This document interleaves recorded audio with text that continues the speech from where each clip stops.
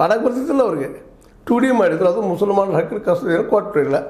ಇವೆಲ್ಲವೂ ನಾವು ನೀವು ವಿಚಾರ ಮಾಡಬೇಕಾಗಿದೆ. ಯಾರ ಹಕ್ಕಿನ ಕಸೋದಲ್ಲ, ನಮಗೆ ಅವ್ರು ಕೊಡೋಕ್ಕೆ ಸಾಧ್ಯ ಅದನ್ನ, ಅದು ಅವಕಾಶಗಳಿದ್ದಾವೆ ಅನ್ನೋದನ್ನು ಇವತ್ತು ನಾವು ವಿಚಾರ ಮಾಡಿಕೊಂಡು ಆ ದಿಶೆಯಲ್ಲೇ ಈ ಮೀಸಲಾತಿ ಬಗ್ಗೆ ವಿಚಾರ ಮಾಡ್ಬೋದು. ಮೀಸಲಾತಿಗೆ ಲಿಮಿಟ್ ಅದ, ಇಷ್ಟಂತೆ ನಾವು ಖಚಿತ ಮಾಡ್ಕೋಬೇಕು. ನಮ್ಮೆಲ್ಲ ಈಗ ಜನರಿಗೂ ಮೀಸಲಾತಿ ಪಡೆದವ್ರಿಗೆ ಎಲ್ಲರೂ ಸಿಗ್ತದೆ ಅಂತಲ್ಲ. ನಾವು 100 ಮಂದಿ ಇದ್ದೀವಪ್ಪ ಅಂದರೆ ನಮ್ಮ ಮೀಸಲಾತಿ ನಮಗೆ ಸಮಾಜಕ್ಕೆ ಬಂದ 2, 4, 6 ಇರ್ತಾವೆ. ಆ 2-3% ಎಷ್ಟಾದ್ರಪ್ಪ 2-3 ಮಂದಿ ಆಗ್ತಾರೆ. 100 ಮಂದಿಯಾಗ 2-3 ಮಂದಿ ಸಿಗ್ಬೋದು ನಾವಿನಃ.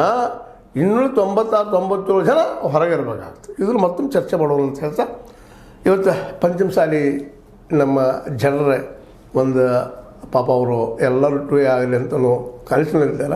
ಅವ್ರದ್ದು ಈಡೇರಲಿ, ಆದರೆ ಅದು ಈಡೇರಿದ್ರೂ ಸಹಿತ ಎಲ್ಲರಿಗೂ ಉದ್ಯೋಗ ಸಿಗಲಿಕ್ಕೆ ಸಾಧ್ಯ ಇಲ್ಲ. ಈ ವಾಸ್ತವ ಸತ್ಯವನ್ನು ನಾವು ತಿಳ್ಕೊಂಡು ಮುಂದಿನ ಹೆಜ್ಜೆ ಇಡಬೇಕು. ಅದಕ್ಕೆ ನಾನು ಮೇಲೆ ಹೇಳ್ತಾ ಇರೋದು, ಪಂಚಮಸಾಲಿಯವ್ರ ಮೂಲ ಉದ್ಯೋಗ ಏನಪ್ಪ, ರೈತಾಪಿ.